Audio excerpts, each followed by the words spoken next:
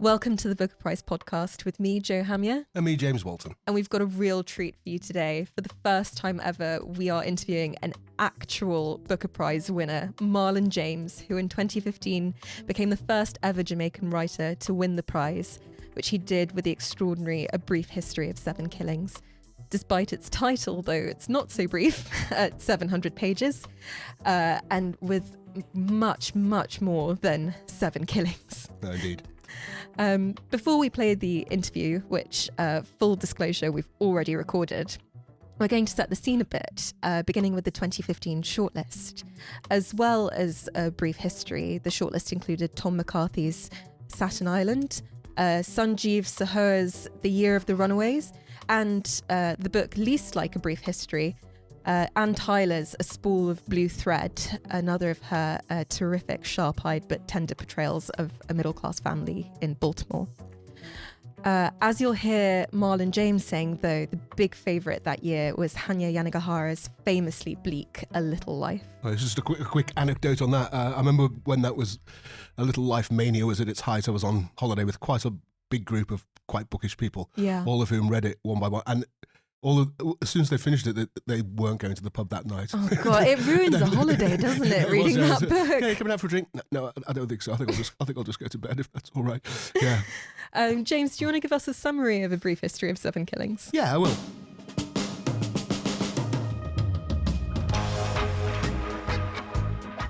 It opens in Jamaica in the mid-1970s when the country finds itself involved in the Cold War, following the election as Prime Minister of Michael Manley, who was the socialist leader of the People's National Party, PNP. Naturally, his friendship with Fidel Castro in Cuba much alarmed the Americans, who backed the Conservative Jamaican Labour Party, as it's rather confusingly named for a British audience. The Conservative Party there is the Labour Party, led by Edward Seaga. Meanwhile, the gangs in the shanty towns in Kingston also took sides in the parties, leading to an outbreak of huge violence that even extended to an assassination attempt on the island's most famous citizen, who at that time was generally thought to be untouchable, namely Bob Marley. Although in fact, like the key politicians of the time, he's not named in the novel and is referred to only as the singer. Anyway, both the gang warfare and the assassination attempt are extremely vividly chronicled in the book, as is what happened next, which is that some of the leading Jamaican gangsters moved to New York, where they played a central role in bringing the crack epidemic to the mostly black inner cities. And it's a big book in every way. As you say, 700 pages. List at the beginning of its characters runs to more than 70. It's also narrated by around a dozen different narrators, CIA operatives, journalists, and plenty of gangsters, many of them writing in Jamaican patois, and some of whom, like Marlon James, in fact, are gay. Indeed, he has said that one of the reasons he left Jamaica to study and then teach at American universities was because of the less than gay-friendly attitudes he'd encountered in his life on the island. And then the only other things I think you might need to know for this interview include that since winning the Booker, Marlon James has been at work on perhaps an even more ambitious project, a sort of fantasy trilogy set in medieval Africa, drawing heavily on both folklore and often overlooked history. He also refers at one point here to Doug, which is Douglas Stewart, author of Shuggy Bain. But as this is the Booker Prize podcast, we started with some suitably Booker-related questions. Warm welcome to you, Marlon. Thanks so much for doing this. We're delighted to have you. So what was it like when you were longlisted? If I remember, I just kind of went on with things because I didn't want to think about it too much. I didn't want to get my hopes up or jinx it or anything like that. And I think I was also I was in Edinburgh actually. Can I ask how you heard the news? Who told you? I think I read it in the Jamaican newspaper actually, online. Oh my God! So, yeah. So I think they knew before me. And then, so your hopes not getting up too much at this stage, and then you get shortlisted. I was slightly less surprised the shortlist. I always thought that the long list is the long list is the real hard one, and the shortlist was 6 books. I mean, I wasn't as surprised about that, but I certainly didn't think I was going to win. Why not? I don't know. I just didn't think so. Favorite, and I just sort of, I guess, I don't know, maybe some sort of imposter syndrome. I just really put it to the back of my head. Did you read the other books on the shortlist? Well, it's not McCarthy because I'm a huge McCarthy fan, and Sanjeev's book, Year of the Runaways, I'd read. Chigozi's book. I think those are the 3 that I had read at the time. It strikes me as a slightly weird bit, that bit where you do events and things together, don't you, when you're all shortlisted? Yeah. Mhm. So it must be like almost being on like a reality TV show in the sense that you're Yes. you're comrades, but you're also rivals. Yeah. You'll have to pretend to be friends. Exactly, yeah. Yeah. And Um, how did that pretending go? got along really well. And I think, you know, uh, all of us have read at least a few or one or two of each other's books. So I think by that time, it really, for us, it didn't really matter who won because we're just such admirers of each other's work. Is that really true though? James. So Just seems quite sort of high-minded that nobody really minded who won. Was there no one who sort of broke ranks and was obviously ambitious? well, I guess because nobody really wanted to be disappointed or nobody wanted to get their hopes up or, I mean, so much of it is, I guess, a matter of opinion. I mean, I think there was a clear favorite, and I think the media declared a clear favorite, which was A Little Life. Oh yeah. Um, so I think there's a lot of people. I think a lot of people just sort of assumed it was going to win. I really want to know what happened when you did win. Did you party? Did you go out? Ah man, what didn't I do? There's a really famous question that used to get asked that's dropped out of fashion, but what did you do with the prize money? I saved it because I'm smart. Ah, investments or just in a Nah, personal account? I just have it in the bank. So actually, that's not totally true. Somebody said I should buy an outrageous gift to celebrate, which is the wrong thing to say to me. Mm. And so I bought this lamp that's a life-size horse. It's literally like a 12-foot by 9-foot life-size horse with a lampshade on the head. Why? Because I saw it and I thought this is either the greatest thing ever or maybe the worst idea ever. And I'm like, I have to have it. What happens over the next sort of few days and weeks after you've won? It's pretty much madness. The interviews start from around 6 a.m. They don't really stop until around 9 p.m. I had totally lost my voice. There's a very hilarious video of me on I think it wasn't Hard Talk. It was Channel 4's news program. There's a very hilarious interview of me where nobody understands what I'm saying because I've totally lost my voice. I think everyone asked you sort of what you were going to do with your new platform and how you were Mm. going to use all your newfound fame. But I'm really interested to know, especially 8 years on, whether winning a prize that big changed your writing practice or your writing itself. I know you say that Seven Killings was sort of your FU novel, the novel Mhm. where you set down on the page all the things you thought you couldn't before and broke convention, Right. which is a really interesting place in your career to win. But afterwards, did Mm. you feel, freer or set back? How did that go? I don't know if I felt either of those. I certainly didn't feel set back, Mm. or I've just written another version of Brief History. Mm-hmm. Instead of I wrote it was basically a fantasy novel. Yeah. Uh, I didn't really feel any sort of pressure. I think because part of it too is I have my first novel was in an independent press, and it did well, but it was pretty small.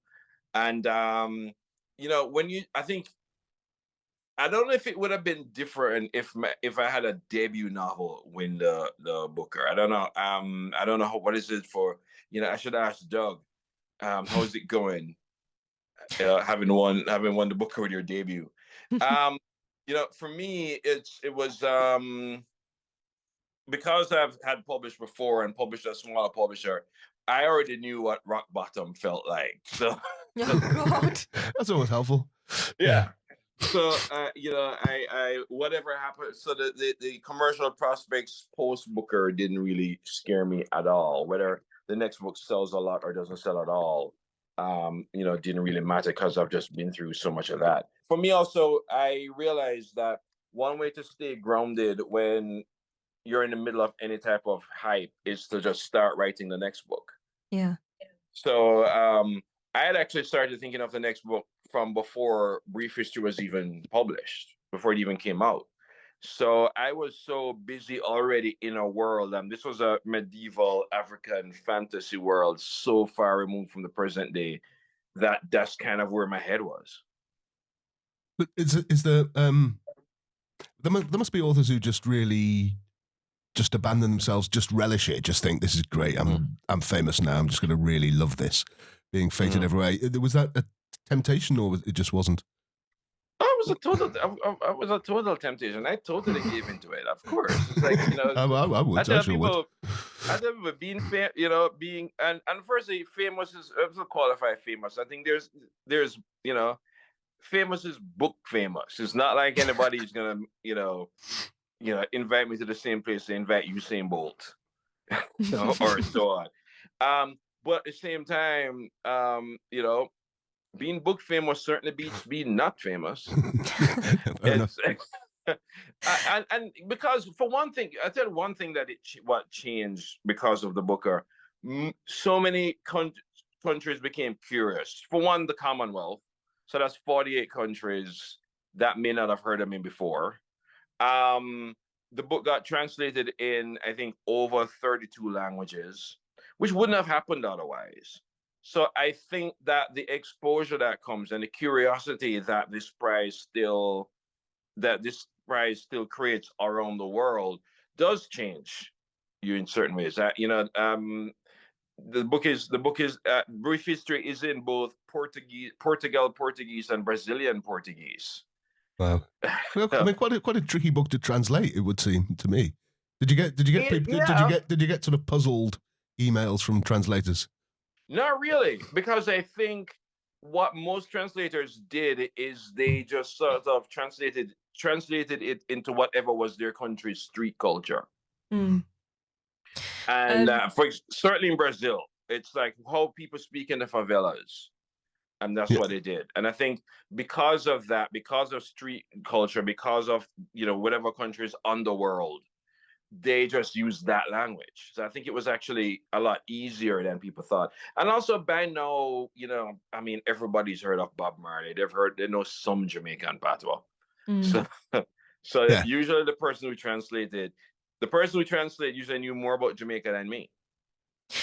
Something that I've found really interesting is that you've said that you were writing more about your parents' Jamaica than yours, especially because both your parents were cops at one point, although your dad went on to become a lawyer. I was wondering, have they read the book? What did they make of it? Did they think it was a faithful portrayal? It's not very nice about Jamaican cops on the whole, is it? No, but then again, my mom was a cop and was very nice about Jamaican cops. Well, my dad passed away before the book came out, so he didn't get a chance to read it. My mom is, she completely tells us that she hasn't read it because of the language, but I don't believe her. I think she has, or she's read some of it. What's really interesting is that some of the politicians who are in the book have read it. I really thought after writing this book that I couldn't go back to Jamaica or I'd be a marked man and so on. And some of the people involved in the story have read it and they're just so disconnected from it. It was really strange, very uncanny. I think, in a way, even though they were part of that history, they're so disconnected from it now that either they don't recognize themselves, which is great, or they just sort of think a different person, a different life did that. But it was interesting because when I wrote this book, I was counting on the party that comes off better to be in power when I came back to Jamaica, so I could feel safe. And it's a party I criticized the most that came back in power when I went back to Jamaica. And I thought, oh my God, I'm a dead man. But then they gave me some award, and it was weird. It was so weird being in a room with people. I'm like, you're in the book, right? Which part is this? I mean, you gave both of them quite a hard time. Well, the JLP comes off worse. Both of them have a pretty atrocious 70s record. Yeah. In the book, I think the JLP, I don't call them the JLP, but I think I call them Jamaica National Party or something. I can't remember what I call them, but they do come off worse because Jamaica entered the Cold War, and the U.S. picked which party they sided with, the more conservative capitalist party. And because of the conflicts between the two parties, violence exploded. And I wasn't shirking away from that, but to be among these people in these neighborhoods and so on, it was, either they read it and didn't see themselves, or they didn't read it, both of which I'm fine with. What did Jamaica make of it? On the one hand, there must have been a lot of pride that, one first Jamaican to win the Booker Prize. On the other hand, was there any attitude of, look, we know this stuff, you know this stuff, but does the world really need to know this stuff? Maybe, I didn't really pay attention to that. I'm sure it was there. But I think what I heard mostly was people being relieved that we're talking about this, because a lot of this stuff we call it the veranda discussion. You talk about it on the balcony, on the veranda, on the patio, far away from anybody else hearing. So it's stuff we all know, but it's not stuff we discuss or debate or come to terms with or hold people accountable for. And I think for a lot of people, this book was a chance to talk about things that are usually unspeakable. Do you go back to Jamaica much now? I do, actually. I was there for half a year last year, and just came back, actually. So I'm there quite a bit, actually. And how is the old place? Jamaica. So this is the thing about Jamaica. I realize. I think a lot of people have this idea that Jamaican and Caribbean and maybe even African communities in the diaspora tend to be more open-minded than their host countries. And it's an interesting thing to think. It's something we assume that Jamaicans in, say, New York may be more open-minded than Jamaicans in Kingston. That's actually not the case at all. What I find is the country's constantly moving ahead. The immigrants, not for most part, but a lot of immigrants I come in contact with they hold on to the Jamaica they left behind. So I've actually had more criticism from Jamaicans in the diaspora than Jamaicans in the country. Jamaican communities a lot of Jamaican community in, say, the United Kingdom or the US don't mess with me at all.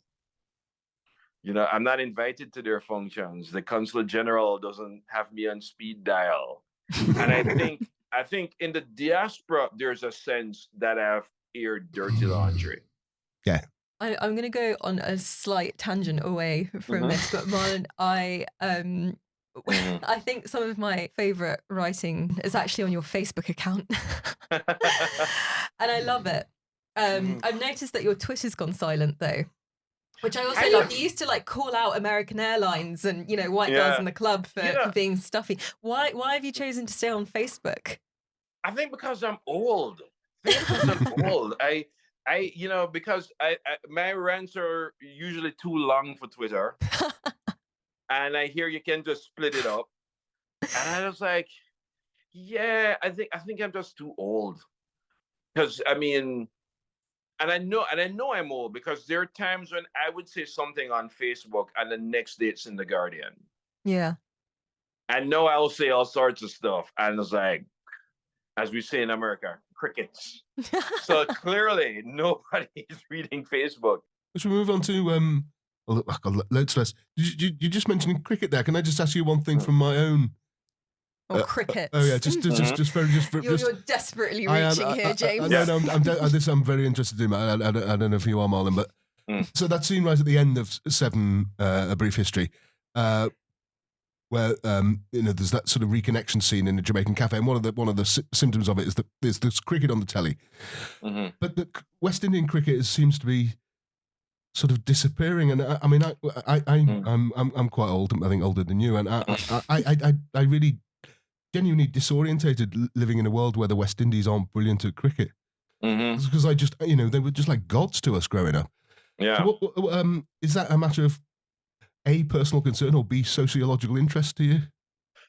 I've always disliked cricket, but I could play it,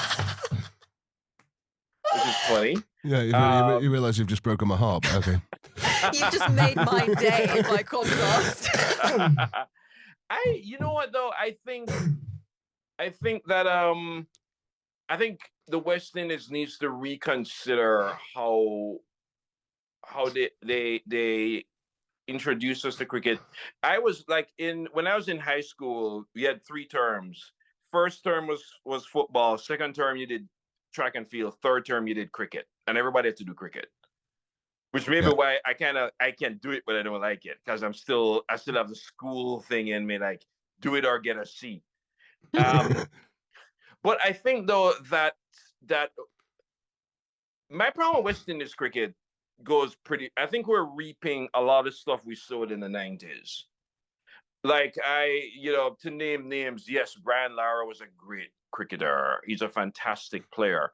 Did he help the team much? I don't know. And I think that when you go back to the glory days of, the Viv Richards and these guys, they're fantastic players, but they're team players. Yeah. And I think at some point, cricket players got very interested in records and very interested in adding up runs and very interested in making the Guinness Book of World Records, but they stopped being team. It's funny. Cricket almost became like football in Jamaica, and football became like cricket. Because what used to be the problem with Jamaica and football is that we had all these prima donnas, we had all these stars, but nobody plays as a team. And you end up with this weird thing. Only Jamaicans I've heard said this. They'll say the other team won, but that team played better. That makes no sense. Yeah. I think the English But say that but if as you're well. Jamaican, you understand it because they like the dazzling show-offiness. And in a weird way, some of the football have become more team-like, and I think cricket sort of frayed that way.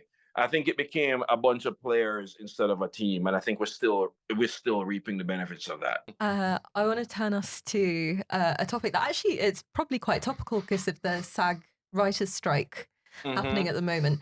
I am on strike, but I have written an original series for HBO. Oh, okay. Can you tell us about that? This is Get Sure, Millie Black, I think. Yeah. It's Get Millie Black. It's a co-production of HBO and Channel 4. Mm-hmm.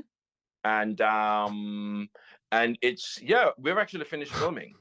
It's a story about a Jamaican who, she left for London at 9, and she basically, her teenage years, adult years in London. She used to be at Scotland Yard. She left with a dark cloud under her name and came back to Jamaica, and ends up being sort of embroiled in a case that takes her right back to the UK she left behind. So it's a sort of a Jamaican UK production, and we finished filming already. We've actually finished filming, and we're just doing the whole usual edit. And we don't like this edit, let's do that edit, and all the little things you have to do to make a TV show. That's kind of what we're doing right now. Yeah. But yeah, it's not based on anything. It was an original story that I wrote. Can I ask how screenwriting compares to novel writing? Screenwriting, novel writing is a pleasure. By contrast, comma. Yeah. Do characters stay with you? I mean, it seems quite vivid, the process you go through in having favorites. It's almost, falling in love with them. When you finish a relationship, you think about the person you left for months after. Sometimes, a lot of times I don't. I think one of the reasons why my books are all but one are pretty long is that they're long because I can't let go. And particularly Brief History, where I kept jumping every decade. I'm like, but what are they doing in this decade? So I do think when I end a book is when I'm ready to let go. So I don't think I've thought about the afterlives of characters. Not much. I'm not driven by the idea of sequels, for example, because I think the reason why my books are long is that I want to spend as much time as I can to get the full story. And sometimes, it's I'm at the end. Well, I always have a problem ending novels. Like, A Brief History, I went on for a good 20 pages before I realized, dude, this book ended 20 pages ago. Yeah, but it doesn't even really end. It kind of just stops. Stops on a question. Yeah, and that's the thing. I remember, it does. It does stop. It doesn't end, it just stops. Because I think a story like that it just stops. So talking of long books, I listened to a podcast you did where you were talking about your 19-year-old students just basically not getting on with long books. So when you were teaching them Steinbeck, you'd steer clear of Grapes of Wrath and so on. I mean, does that give you pause? Do you think my book's going to be too long for my kind of student?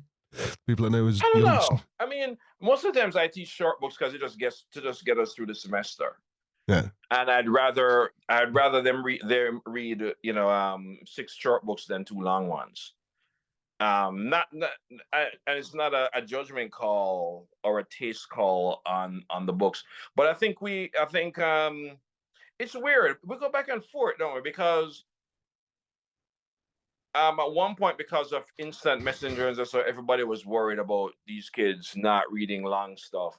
And then, you know, online you had sites like Pitchfork that went into like long reviews, and they go, "Oh, but they do read that." Oh, I mean, a lot of millennials and stuff have a Substack account, Yeah. so there is a place for long reading.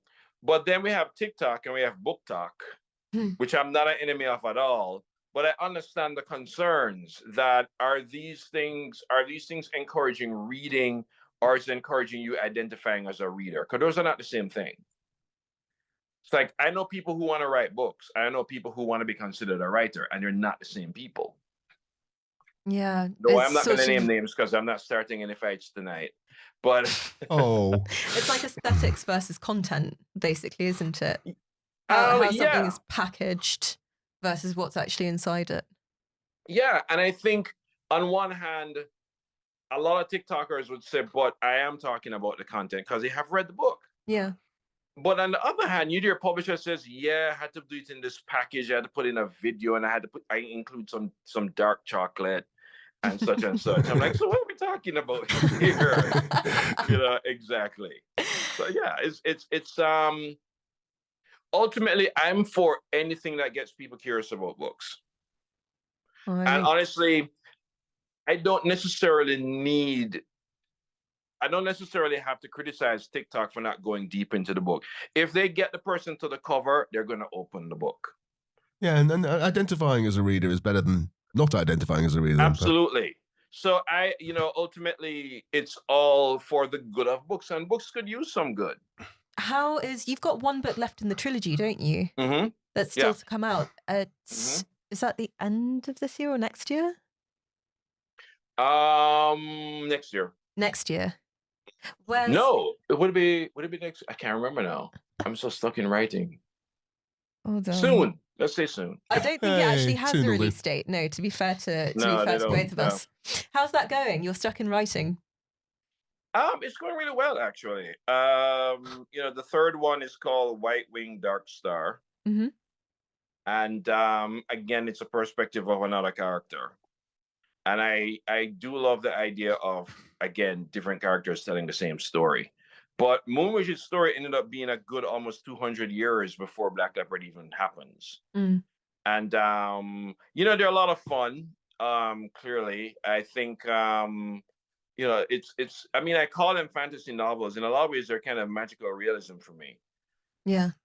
Did you have, did you know what each book would be when you started, or did you? No, I didn't.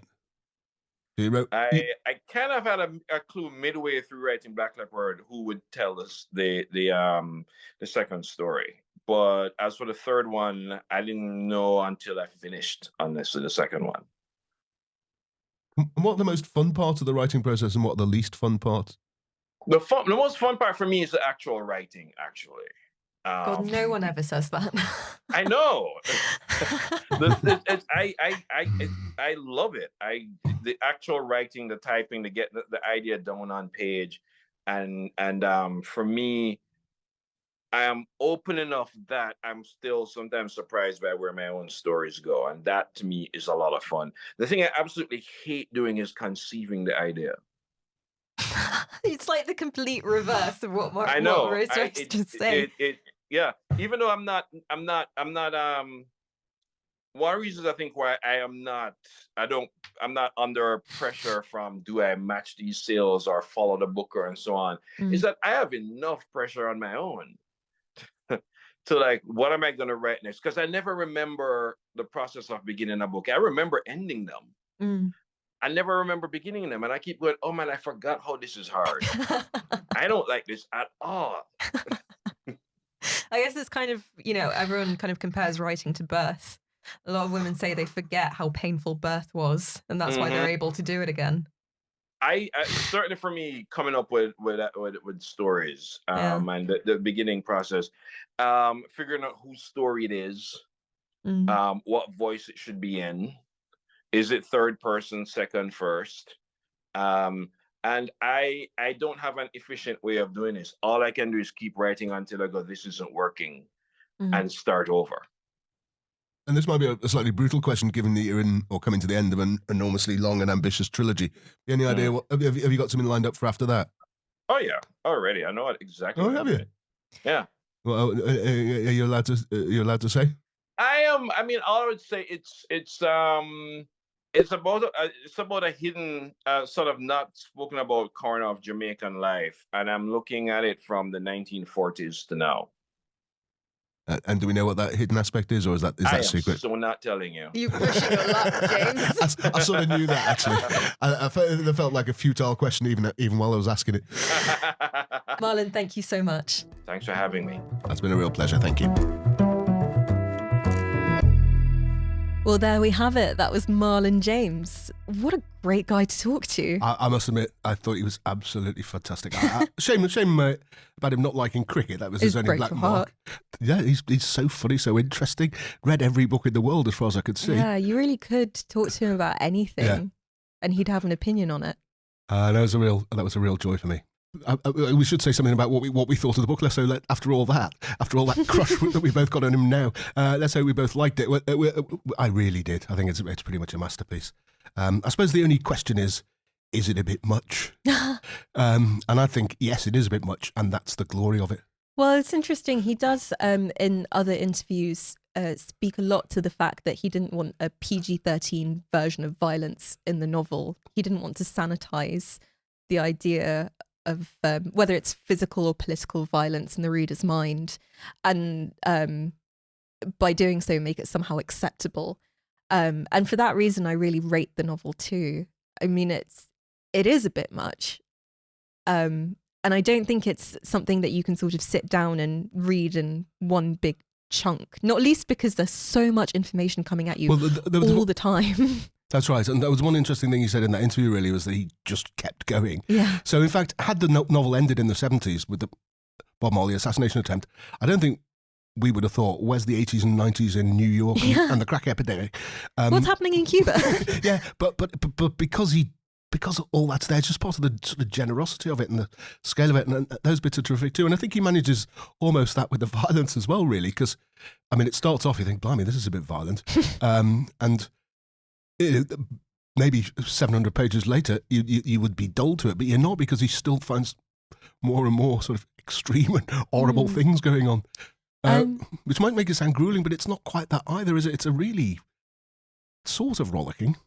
Very much so. Well, to that point, James, who would you recommend it to? Well, I'd recommend it to anyone with a bit of time, because it is long. And also I'd recommend, I mean, far be it from me to tell people how to read a book, but I mean, sentence by sentence, it is great.